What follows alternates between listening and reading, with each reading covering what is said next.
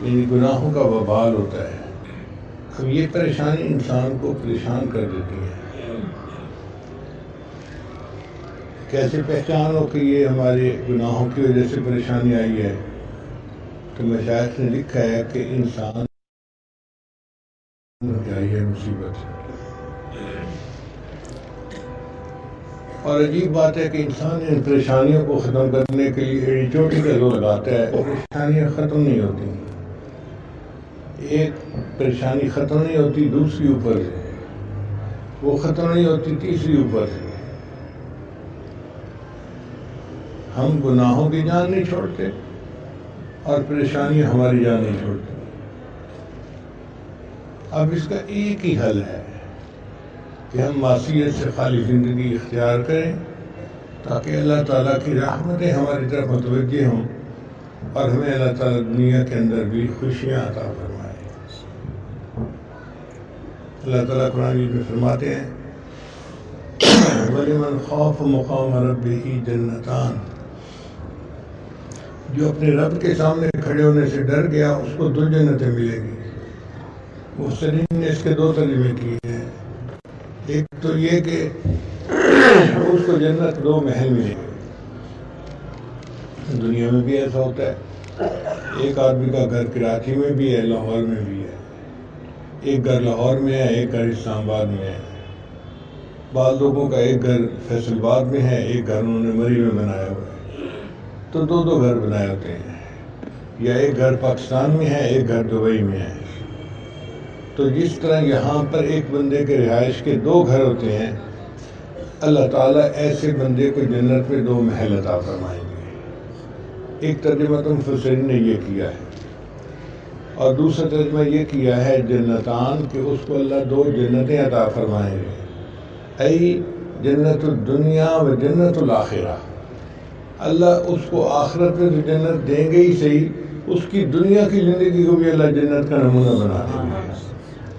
تو یہ ہے سونا بننے کا طریقہ کہ آپ معصیت سے خالی زندگی اختیار کریں، اللہ تعالیٰ آپ کو ایسی زندگی دیں گے کہ اس دنیا میں آپ کو جنت کا مزہ آئے گا۔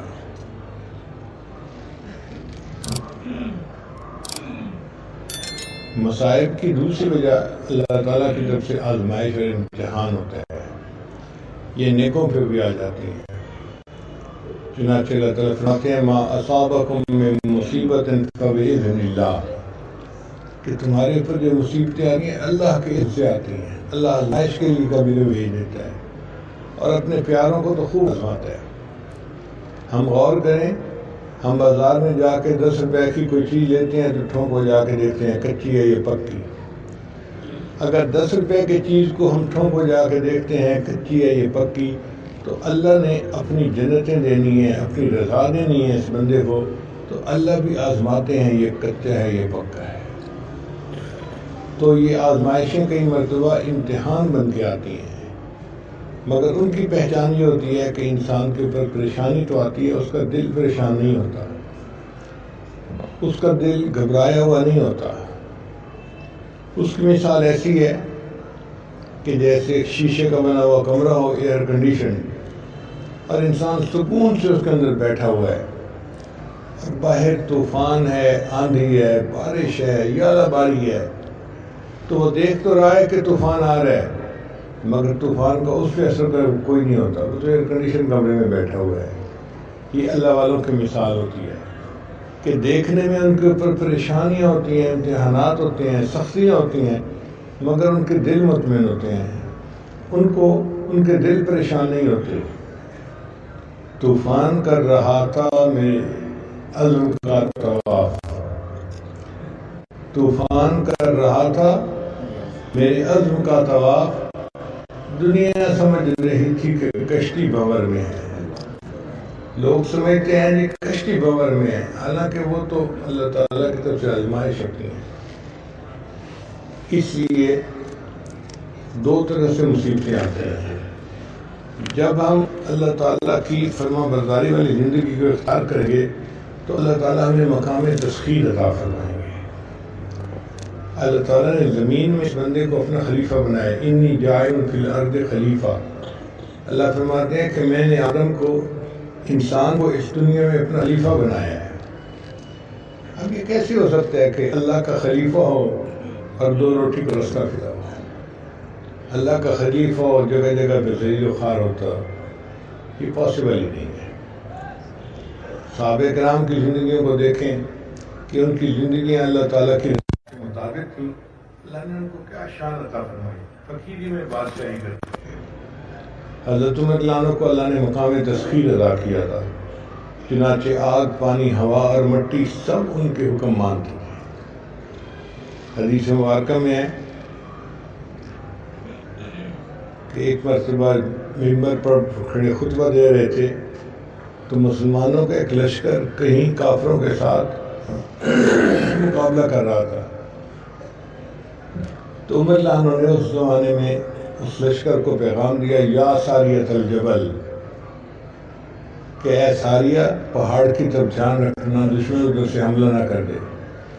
اور ہوا نے اس کے پیغام کو سینکڑوں میل دور تک پہنچا دیا، تو ہوا بھی ان کا حکم مانتی تھی، آگ بھی ان کا حکم مانتی تھی۔ چنانچہ روایت میں آتا ہے کہ ایک مرتبہ مدینہ طیبہ ہے، وہ آگ کو مارتے تھے اور آگ پیچھے ہٹتے ہٹتے جہاں سے نکلی تھی وہیں واپس چلی گئی۔ آگ نے بھی ان کی بات مانی، ہوا نے بھی ان کی بات مانی، پھر مٹی نے بھی ان کی بات مانی۔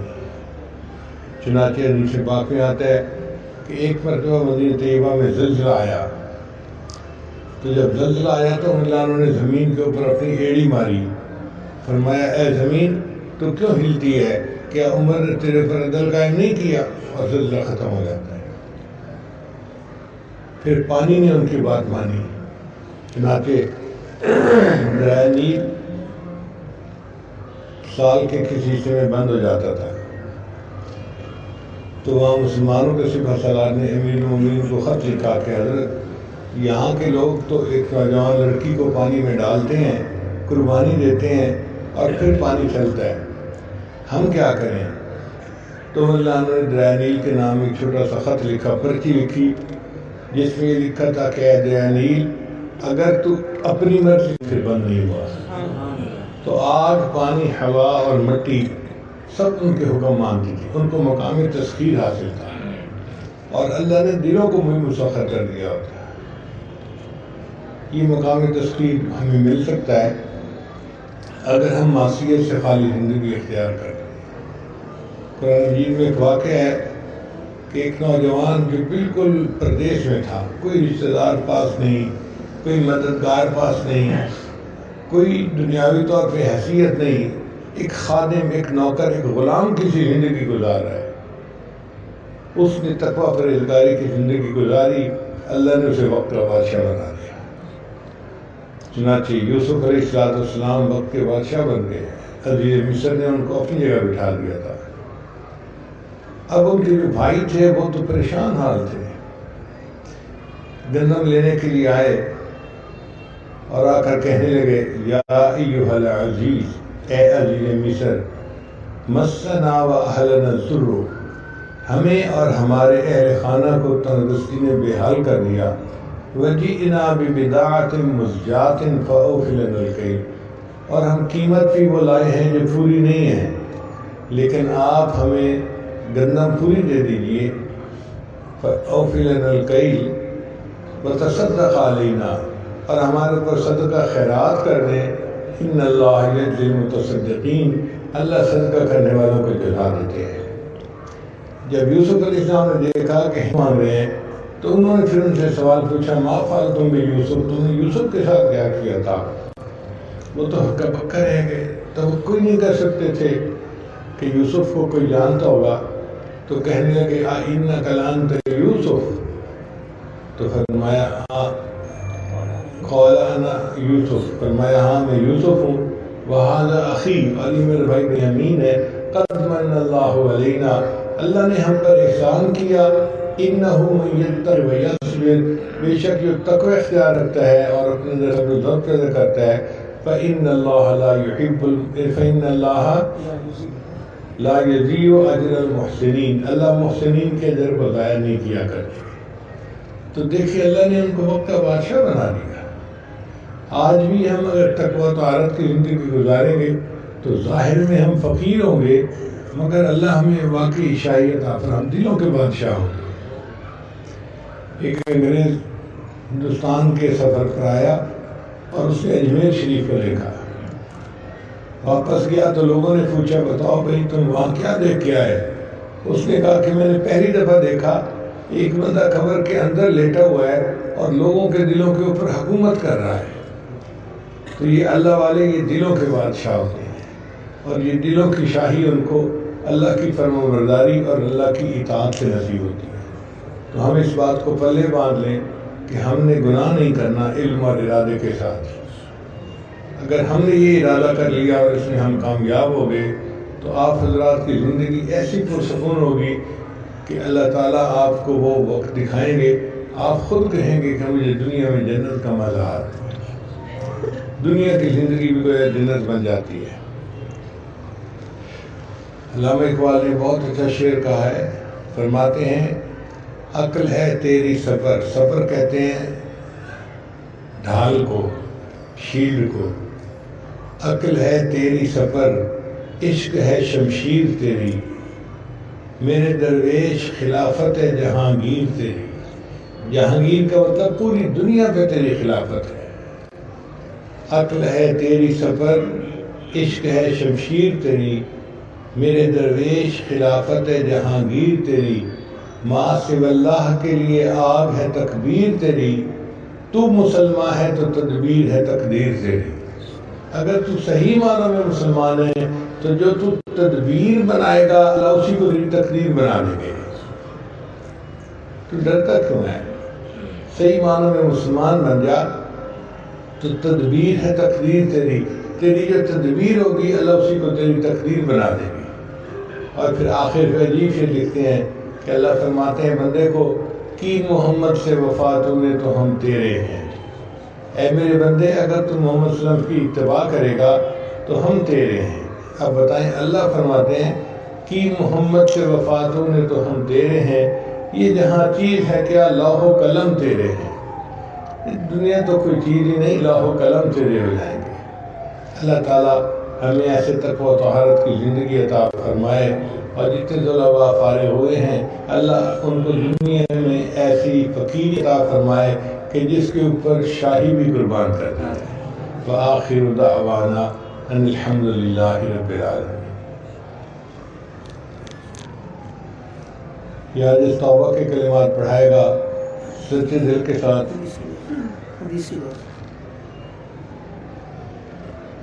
فرما رہے ہیں کہ حدیث کی اجازت، بس سچی بات تو یہ ہے کہ حضرت کشمیری دعوت برکاتہ نے حدیث کا درس دیا تو ان کو اللہ نے علم اتنا دیا ہے، تقوی اتنا دیا ہے کہ وہ حدیث کی اجازت دیتے تو آپ سب کا اور میرا فائدہ ہو جاتا۔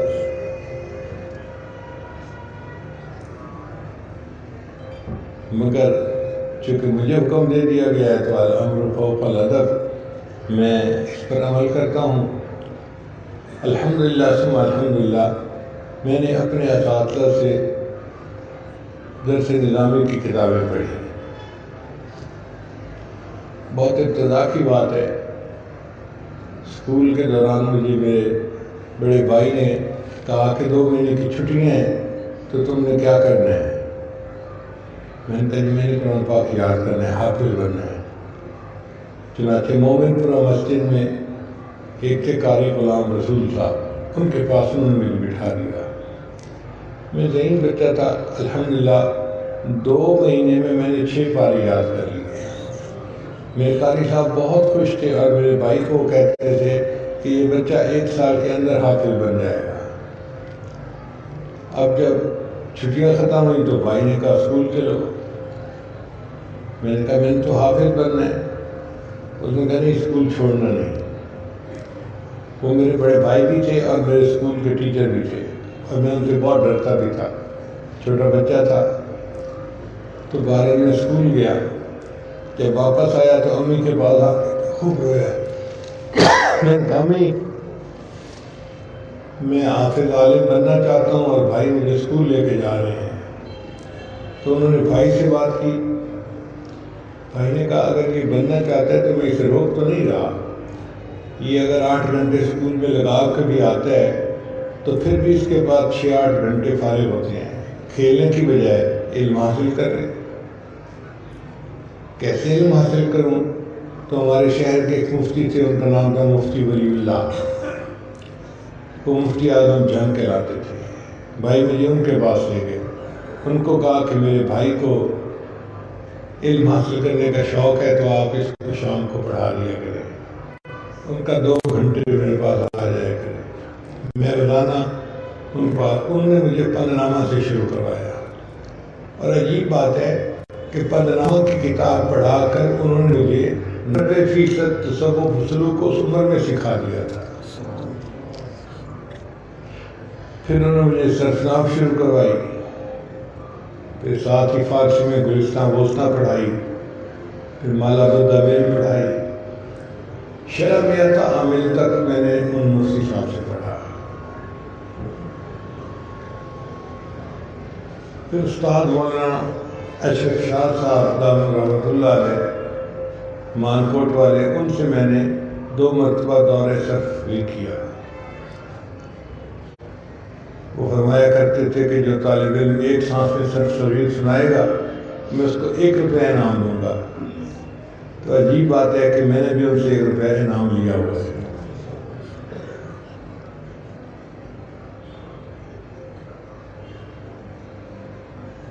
جو دین کی سمجھ ہے وہ مجھے ملی تھی میرے استاد حضرت مولانا جمیل احمد تھانوی رحمۃ اللہ علیہ۔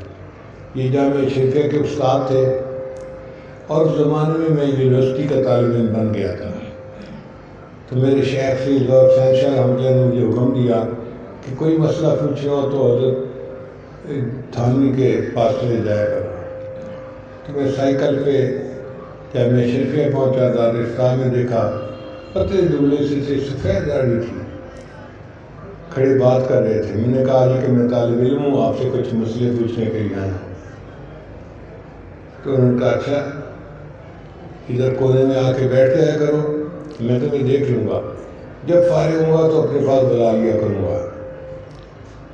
خیر انہوں نے بلایا تو میں گیا، کہنے لگے دیکھو جو بات پوچھنی ہے مختصر پوچھنا، نہ اپنا وقت ضائع کرنا نہ میرا وقت ضائع کرنا، بیکار کے سوال نہ پوچھنا۔ تو میں تو گھبرا گیا کہ یا اللہ یہ بڑے جلال والے بزرگ ہیں۔ خیر میں نے ان سے کویسچن پوچھا کہ حضرت میں چاہتا ہوں کہ میں سنت پہ عمل کروں، مجھے سنت کے بارے میں سمجھائیں۔ اب ان کا علم اتنا تھا کہ ایک ذرا چھیڑیے پھر دیکھیے کیا ہوتا ہے۔ انہوں نے سنت کے اوپر بتانا شروع کیا، سمجھانا شروع کیا، اور اندازاً 2 گھنٹے گفتگو تھی۔ پھر 2 گھنٹے کے بعد انہوں نے فرمایا کہ آپ نے مجھ سے بہت معیاری باتیں پوچھی ہیں، لہذا اب تم آ جائے کرو اور میں تمہیں وقت دوں گا جتنا تم چاہو گے۔ تو میرا جامعہ شریفیہ ان کے یہاں آنا جانا شروع ہوا۔ ان کی صحبت کی وجہ سے اکابر علماء دیوبند کی محبت میرے دل میں آئی، اور مجھے ایک فطری لگاؤ ان کے ساتھ ہو گیا۔ یونیورسٹی میں نے دل میں سوچا کہ بھئی مفتی صاحب سے میں کتابیں پڑھ رہا تھا، اب یہاں پہ تو میں نہیں پڑھ سکتا تو کیا کروں؟ سوچا کہ یہاں پہ کوئی مدرسہ ہوگا، تو university Lahore G T road پر ہے، اور اس کے قریب ایک محلہ ہے جس کا نام ہے بیگم پورہ۔ کوئی مغلیہ شہزادی تھی جس نے یہ محلہ بنوایا، اور اس شہزادی کے نام پہ اس کا نام اس زمانے میں بیگم پورہ رکھا گیا۔ وہاں پہ کچھ عمارتیں بھی ایسی بنی ہوئی ہیں کہ جن کو دیکھ کے پتہ چلتا ہے کہ یہ بادشاہوں کی بنائی ہوئی عمارتیں ہیں۔ وہاں پر ایک مسجد تھی، اس مسجد میں ایک مدرسہ تھا، مدرسے کا نام تھا ضیاء العلوم۔ تو ان کے محترم صاحب گلگت کے رہنے والے تھے، پٹھان تھے۔ میں ان کے پاس گیا، میں نے جا کر کہا کہ حضرت میں یونیورسٹی کا طالب علم ہوں، مگر مجھے شوق ہے کہ میں تعلیم حاصل کروں، تو اگر میں آپ کے پاس آ جایا کروں شام میں 2-3 گھنٹے کے لیے تو مجھے کتابیں پڑھا دیں۔ وہ بہت خوش ہو گئے، کیونکہ 1971 کی بات ہے۔ اس زمانے میں یونیورسٹی کے طلباء مدرسوں میں بالکل نہیں آتے تھے۔ تو محترم صاحب کا تو دل ہی خوش ہو گیا، کہنے لگے اچھا میں تو ضرور پڑھاؤں گا۔ انہوں نے اپنے استادوں کو بلایا اور ان کو کتابیں تقسیم کر دیں کہ بھئی یہ شام کو بچہ آئے گا، اس کو کتابیں پڑھانی ہیں۔ اب اللہ کی شان کہ میں نے استادوں سے کتابیں پڑھنی شروع کر دی اور میرا وہاں آنا جانا کثرت کے ساتھ شروع ہو گیا۔ مدرسے کا امتحان تو میں دیتا تھا، ایک مرتبہ میرے دل میں خواہش ہوئی کہ میں وفاق کا امتحان بھی دوں۔ اس زمانے میں وفاق اتنا معروف نہیں تھا، لوگ جانتے تھے مگر کم۔ ایک پٹھان استاد تھے ہمارے، میں نے ان سے پوچھا کہ استاد جی کیا میں وفاق کا امتحان دے دوں؟ کہنے لگے یہ جو یونیورسٹیوں کے طلباء ہوتے ہیں نا، ان کو کاغذ کی پڑھی ہوتی ہے، تمہیں سند کی پڑھی ہوئی ہے، تمہیں علم نہیں چاہیے، کاغذ چاہیے۔ میں نے کہا حضرت علم بھی چاہیے اور اگر سند مل جائے تو اور بھی زیادہ اچھا ہے۔ مجھے کہنے لگے اچھا یہ بتاؤ کہ جنہوں نے وفاق بنایا ہے یہ کس وفاق کے تحت امتحان پاس کر کے آئے ہیں؟ تو صاحب سے رہا کہ انہوں نے تو وفاق بنایا تھا، اس سے پہلے تو وفاق نہیں تھا۔ اچھا یہ بتاؤ تمہارے شیخ نے کس وفاق سے امتحان پاس کیا؟ میں کہا جی انہوں نے وفاق کے امتحان نہیں دیا۔ کہنے لگے تجھے کیا ضرورت ہے، چل پڑھ اپنے امتحان دے یہاں کا اور یہی کافی ہے۔ تو میں نے امتحان پہ نہیں دیے، جس کا افسوس مجھے آج تک ہے۔ اگر میں امتحان دے دیتا تو میں یونیورسٹی میں فرسٹ آنے والا بچہ تھا، مقبول درجے میں تو میں پاس ہو ہی جاتا۔ مدرسے کا امتحان دیتا تھا تو ممتاز درجے میں پاس ہوتا تھا، مگر اللہ جو چاہتے ہیں وہ ہوتی ہے۔ بالآخر بخاری شریف کے اسواق میں نے حضرت مولانا محمد جعفر ہمارے استاد جامعہ کے بھی تھے اور میرے بھی استاد ہیں، ان سے پڑھی۔ وہ حافظ القرآن بھی تھے اور حافظ حدیث بھی تھے۔ من الابتداء الی الانتہاء متن و روایہ کل۔ ویسے میرے عام استاد حضرت مولانا حبیب اللہ جو ہمارے ادارے کے شیخ الحدیث ہیں وہ ہیں۔ مجھے زندگی میں کہیں کوئی مسئلہ پوچھنے کی ضرورت پیش آتی ہے تو میں ان سے رجوع کرتا ہوں، بلکہ جو بیان کرنا ہوتا ہے نا تو میں اسے لکھتا ہوں طالب علم کی طرح اور ان کو دکھاتا ہوں۔ وہ اس میں چاہیں تو کو تضمین تنسیق کر دیتے ہیں اور اگر وہ تصدیق کر دیں کہ ٹھیک ہے تو پھر میں بیان کرتا ہوں۔ مجھے تسلی ہوتی ہے کہ جو بات کر رہا ہوں میں پکی بات کر رہا ہوں۔ پھر اس کے بعد دو مدارس نے اعزازی سند بھی مجھے دی۔ ایک ادارہ ہے جامعہ رحمانیہ جہانیہ منڈی میں، وہاں کی مدرسہ کمیٹی کے حضرات بہت محبت کرتے تھے، چنانچہ ختم بخاری پہ یا افتتاح بخاری پہ وہ مجھے بلاتے تھے اور میں ہر سال وہاں بیان کے لیے چلا جاتا تھا۔ ایک دن وہاں کے محترم صاحب مجھے فرمانے لگے کہ پیر صاحب آپ بیان کرتے ہی چلے جاتے ہیں، آج آپ نے جانا نہیں ہے۔ میں نے پوچھا خیر ہے کیوں نہیں جانا؟ کہنے لگے اس لیے کہ آپ کے امام پوشی کروانی ہے۔ تو میں نے انہی الفاظ میں پوچھا، میں نے کہا کس خوشی میں؟ کہنے لگے کہ ہم نے آپ کا نام اپنے طالب علموں میں شامل کیا ہوا ہے۔ سال کے شروع میں جیسے طلباء داخلے کے لیے آئے تو ہم نے آپ کا نام بھی لکھ لیا، یہ رجسٹر دیکھو۔ انہوں نے رجسٹر دکھایا۔ میں نے کہا استاد جی میں تو یہاں نہیں آیا تو یہ حاضریاں کیسے لگیں ہیں؟ کہنے لگے کہ آپ دین کی تبلیغ کا کام کرتے رہے اور ہم آپ کی حاضری لگاتے رہے، مگر کاغذ بتاتے ہیں، ریکارڈ بتاتے ہیں کہ آپ ہمارے طالب علم ہیں، اب ہم آپ کو اعزازی سند دیں گے۔ چونکہ علماء کی تصدیق تھی تو میں نے اس پر خوشی کا اظہار کیا، انہوں نے امامہ بھی باندھا اور ایک سند بھی جاری کر دی۔ پھر اسی طرح کی ایک سند قاسم العلوم ملتان کے محترم صاحب نے بھی جاری کروائی، تو میں اس کو اپنے لیے اعزاز سمجھتا ہوں۔ بہرحال وہ مدرسے میں نہ پڑھا مگر پڑھا استادوں سے، اور یہ ساری کتابیں پڑھی جو درس نظامی میں ہوتی ہیں، شخصی مطالعہ نہیں تھا۔ الحمدللہ ثم الحمدللہ پھر اللہ نے مجھے چند ایسے مواقع عطا فرمائے کہ جس کی وجہ سے میری حدیث کی سند کافی عالی ہو گئی۔ پہلا موقع تو آیا کہ جب یہ عاجز دارالعلوم دیوبند حاضر ہوا تو وہاں پر حضرت مولانا سالم قاسمی رحمۃ اللہ علیہ جو قاری مطیب رحمۃ اللہ کے بیٹے تھے، انہوں نے اپنے گھر کھانے کی دعوت دی۔ میں اپنے دونوں بیٹوں کے ساتھ ان کے گھر گیا، ہم نے کھانا کھایا۔ تو کھانے کے بعد وہ مجھے کہنے لگے پیر صاحب ادھر ہے۔ عجیب بات ہے کہ پہلے حضرت مولانا طلحہ کاندھلوی رحمۃ اللہ علیہ جو شیخ الحدیث رحمۃ اللہ علیہ کے بیٹے تھے، ان کو پیر صاحب کے نام سے وہاں بلایا جاتا تھا، اور ان کے بعد اس حدیث کو یہ عادت حاصل ہے کہ وہاں نام نہیں پکارتے۔ اگر کوئی کہہ دے نا پیر صاحب تو اس سے مراد اس حادث کا نام ہوتا ہے۔ کہتے کہ پیر صاحب آپ کے ساتھ آئیں، تو میں اٹھ کے ان کے ساتھ گیا۔ وہ مجھے کمرے میں لے گئے، کہنے لگے چارپائی پہ بیٹھیے۔ میں بیٹھ گیا۔ کہنے لگے پیر صاحب آپ کو پتہ ہے میں نے آپ کو اس چارپائی پہ کیوں بٹھایا ہے؟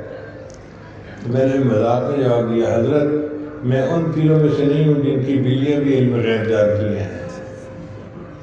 تو مسکرا پڑے۔ کہنے لگے اچھا میں بتاتا ہوں کہ یہ حضرت مولانا قاسم نانوتوی رحمۃ اللہ کا کمرہ ہے اور یہ ان کی چارپائی ہے۔ میں آپ کو حدیث کی اجازت دینا چاہتا تھا، تو میں چاہتا ہوں کہ یہاں بٹھا کے اجازت دو۔ انہوں نے حدیث کی اجازت دی، تو چونکہ دارالعلوم دیوبند کے محتمم بھی رہے، ان کی سند وہ عالی تھی۔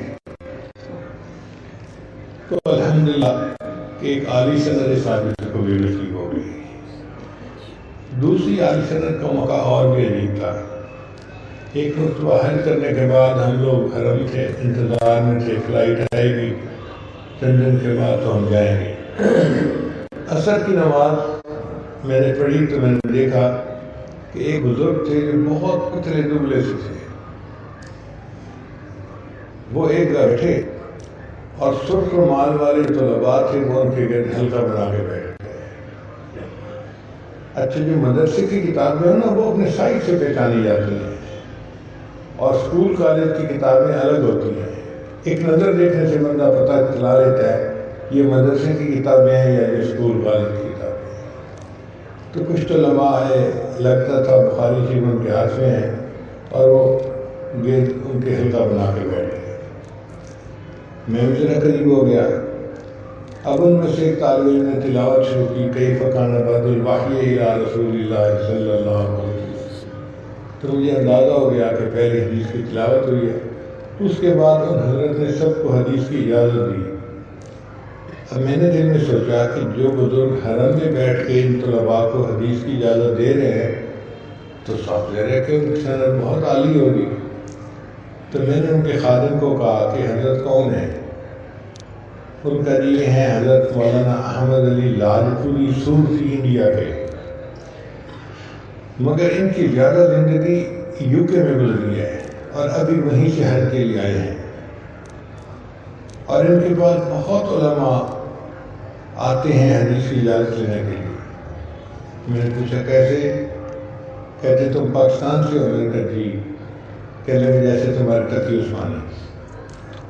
اب میرا تو دل بہت خوش ہو گیا کہ جب شیخ الاسلام حضرت مولانا تقی عثمانی دعوت لگاتا ہوں جیسے علم کے پہاڑ بھی ان کے پاس گئے ہیں حدیث کی سند کے لیے، تو باقی بڑی اونچی سند ہوگی۔ تو میں نے اس سے کہا خادم سے کیا مجھے حدیث کی اجازت مل سکتی ہے؟ کہنے لگا آپ کا نام کیا ہے؟ میں نے کہا میرا نام ہے ذوالفقار احمد نشتلی۔ اللہ کی شان دیکھیں کہ اس نوجوان نے سنا تو وہ تو جیسے کوئی پھڑک جاتے ہیں ویسے پھڑک گیا، السلام علیکم اٹھ کے ملا، اور وہیں سے حضرت حضرت حضرت۔ اب حرم میں اس طرح پکارنا کسی کو عجیب سا لگتا ہے، مجھے بھی عجیب لگ رہا تھا۔ تو حضرت نے اس کی طرف دیکھا، فرمایا بھائی کیا بات ہے، کیوں شور کر رہے ہو؟ حضرت آپ نے مجھے کہا ہوا تھا کہ اگر سفر میں کہیں ذوالفقار احمد نقشبندی سے ملاقات ہو تو ضرور کروانا، یہ حضرت آ گئے ہیں۔ اب یہ سن کے وہ حضرت کھڑے ہو گئے تو میں بھی کھڑا ہو گیا۔ میں نے ان کے ماتھے کو بوسہ دیا، ملاقات کی۔ میں نے کہا کہ حضرت میں چاہتا ہوں کہ جیسے آپ نے باقی طلباء کو جس کی اجازت دی ہے تو مجھے بھی دے دیجیے۔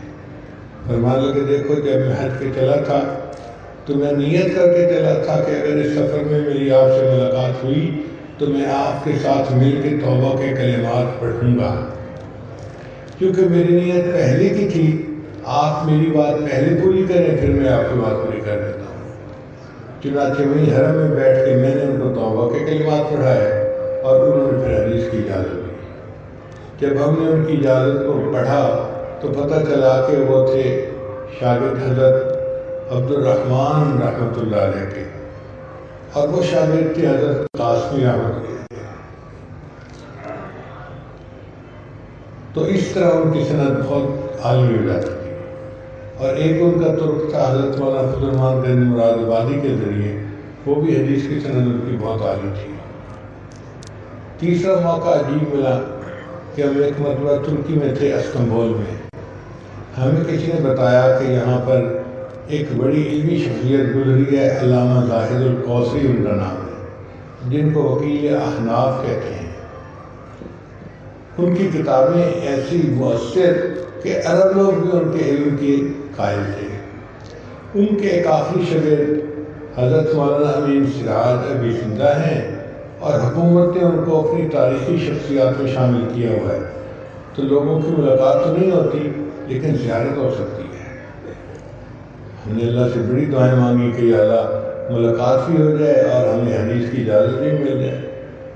چنانچہ جمعہ کا دن ہوا تو وہ جمعہ کے لیے مسجد میں آئے۔ حکومت نے ان کے لیے ایک الگ جگہ بنائی ہوئی تھی، شیشے کے کمرے کی طرح۔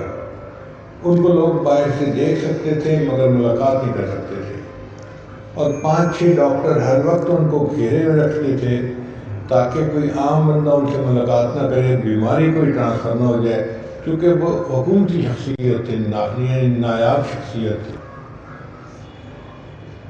اب جب جمعہ پڑا تو میں اس کمرے کی طرف گیا، ان کا خادم کھڑا ہوا تھا۔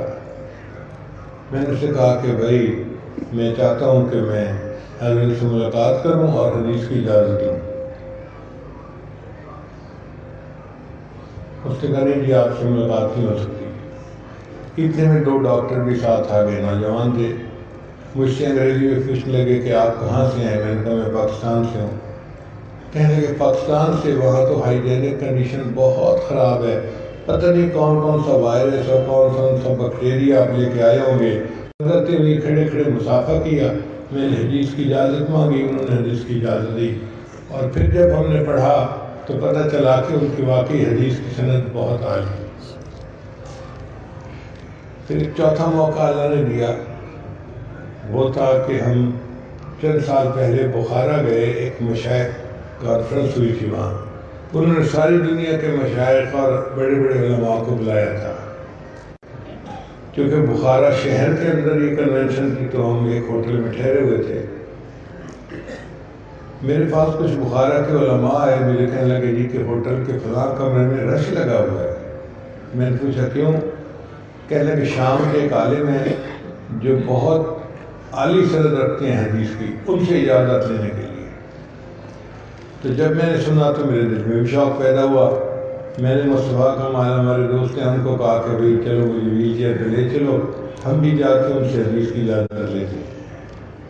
وہ مجھے کہنے لگے حضرت جانے کی ضرورت نہیں ہے۔ میں نے کہا کیوں؟ کہنے لگے کہ عصر کی نماز ہم دونوں نے اکٹھے پڑھی تھی، جماعت میں ہم اکٹھے ساتھ ساتھ تھے۔ انہوں نے میرا حلیہ دیکھا تو تعارف کیا، میں نے بتایا کہ مجھے حضرت سے نسبت ہے، اجازت ہے، تو انہوں نے مجھے کہا تھا کہ اگر حضرت کسی وقت فارغ ہوں مجھے فون کر دینا، میں 5 منٹ میں ان کے کمرے میں پہنچ جاؤں گا۔ میں نے کہا مصطفیٰ صاحب طالب علم ہم ہیں، اجازت کی طلب ہمیں ہے، تو ہمیں چل کے جانا چاہیے بجائے ان کو بلانے کے۔